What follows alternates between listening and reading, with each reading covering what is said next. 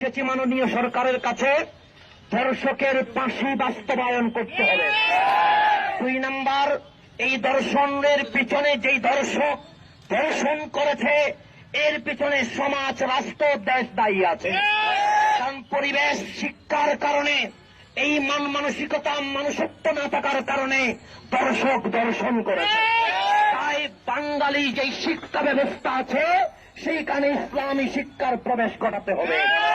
2 number, যখন দর্শককে শাস্তি দিবে তখন লাইভের মাধ্যমে, মিডিয়ার মাধ্যমে 16 কোটি মানুষকে দেখিয়ে দিতে হবে যাতে করে প্রজন্ম আর দর্শন না করে।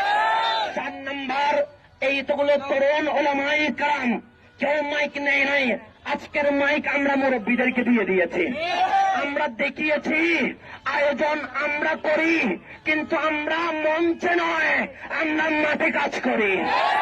তাই আপনাদেরকে যেই জিনিসটা জানিয়ে দিতে চাই, ওলামায়ে কেরামের সম্মান নিয়ে নামের আগে পরে লকব দিতে পারি নাই, কারণ সর্বস্তরের সুন্নি জনতা, সকল সুন্নি ওলামায়ে কেরাম, সকল নেতৃবৃন্দ আমাদের মাথার উপরে।